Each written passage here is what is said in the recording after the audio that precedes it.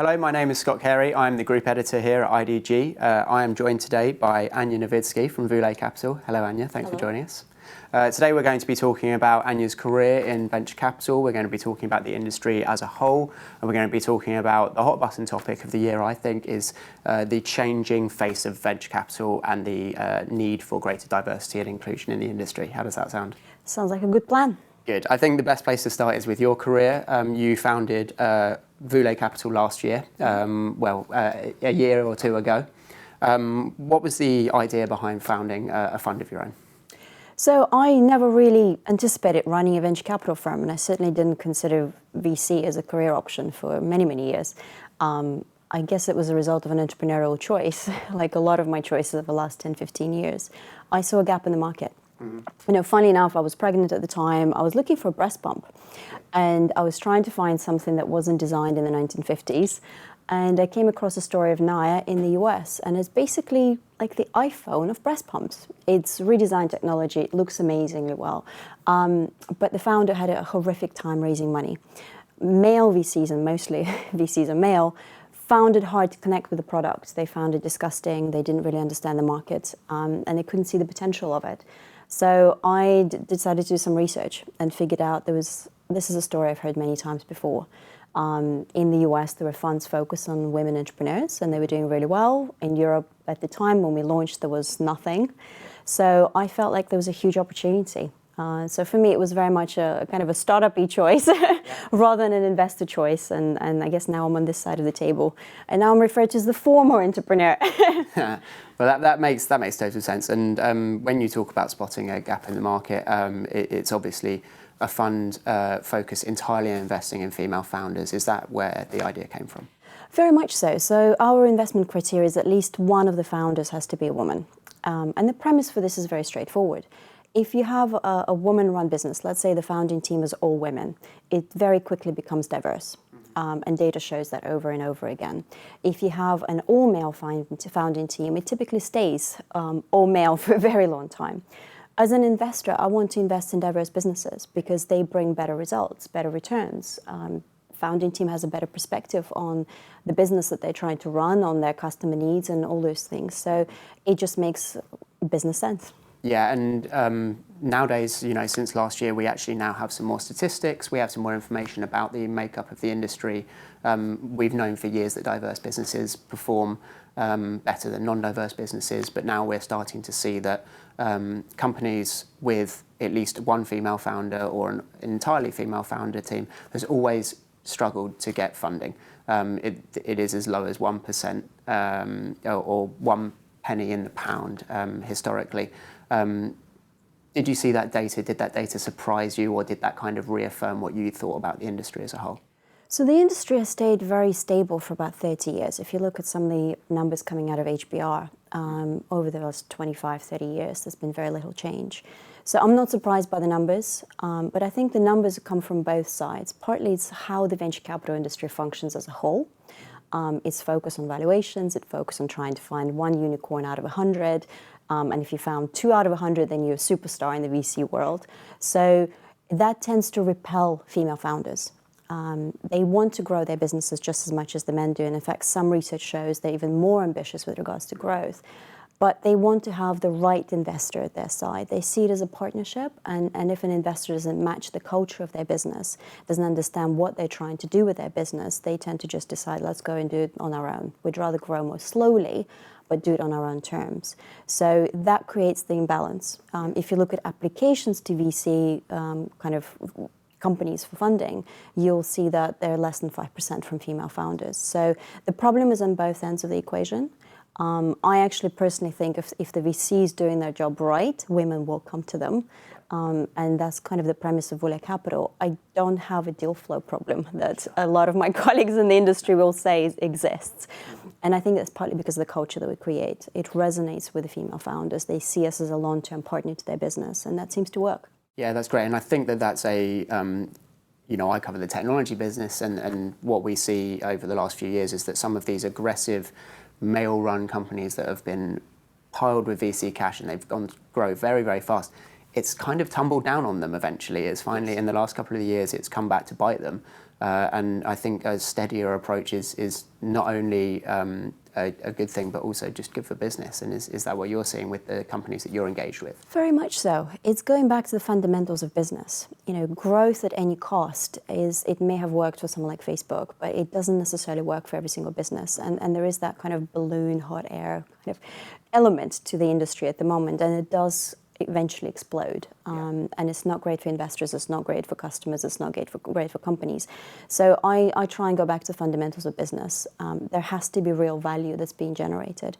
And that also means actually people willing to pay for it. At the end of the day, if customers are not willing to pay for the value that you create, then clearly you're doing something wrong. So going back to revenue, going back to steady growth, going back to strong relationships with your kind of customers, strong relationship with your suppliers, being a real player in the ecosystem. And for me, it's about finding those kinds of businesses. And women historically are quite good at identifying those areas, and they focus on that steady, consistent growth over time. And that's what I'd like to see in our companies.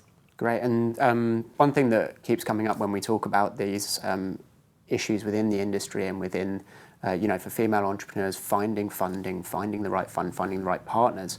One thing that we keep coming across is that they have historically had trouble getting into the right networks.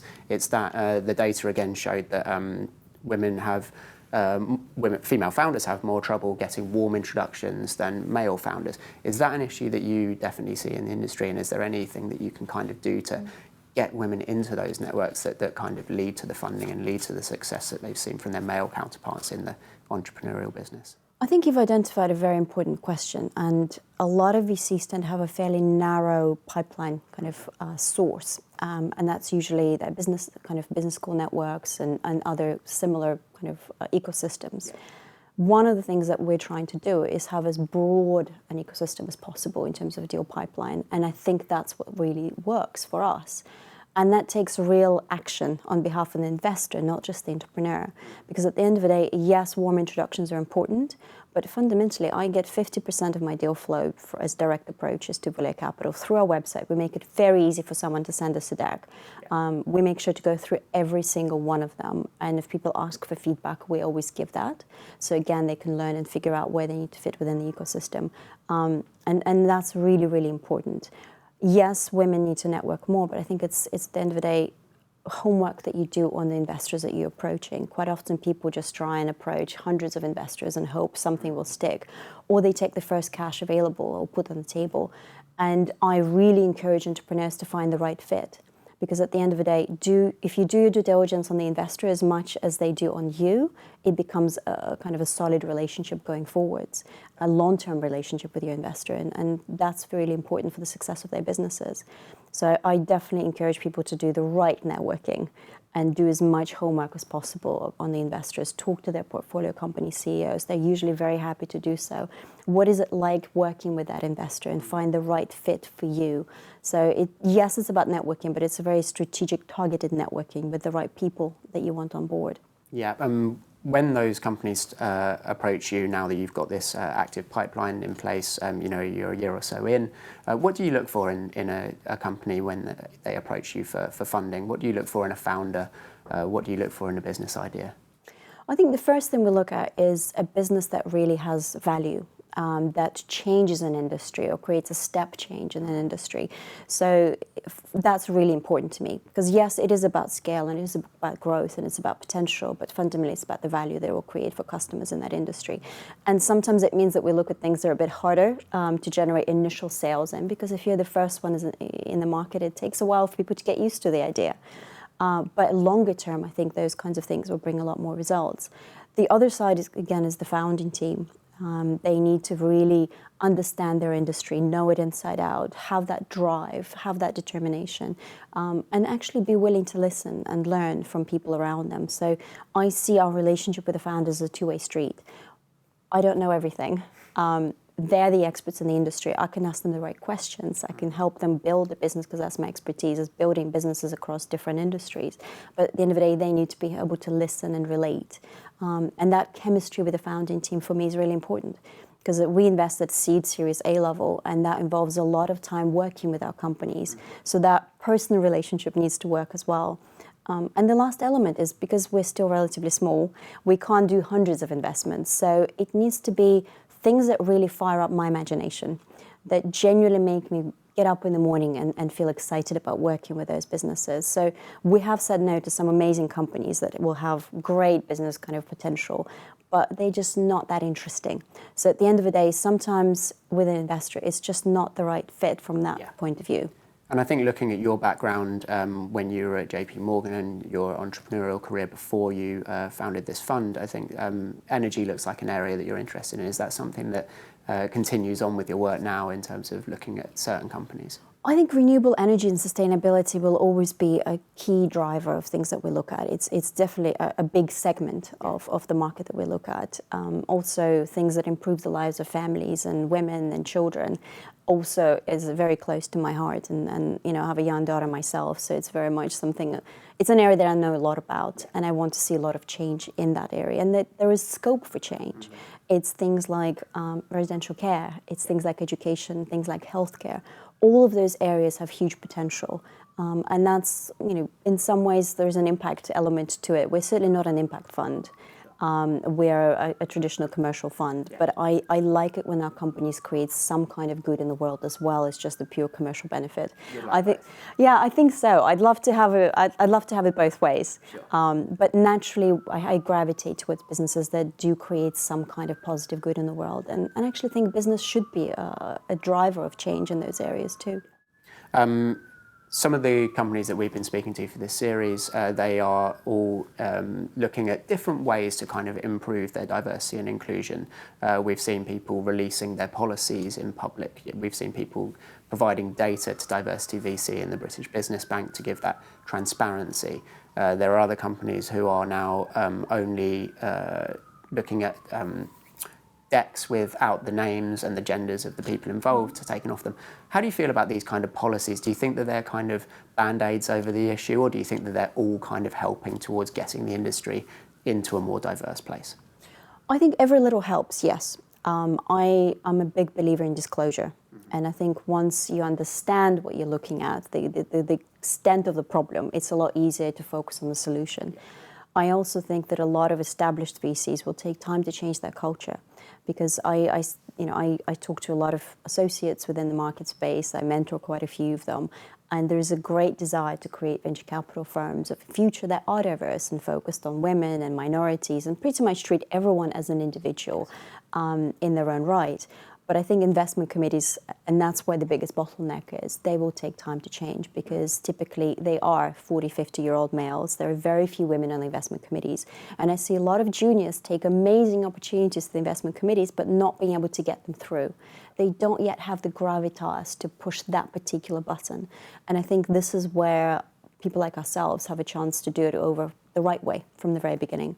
And hopefully over the next 5-10 years, things will genuinely shift within the rest of the industry. If I don't have to invest in female founders in 5 to 10 years' time, great. I will invest in whatever makes sense at the time. Yeah. But my goal is to really help normalize the industry, and I think it will take a while yet.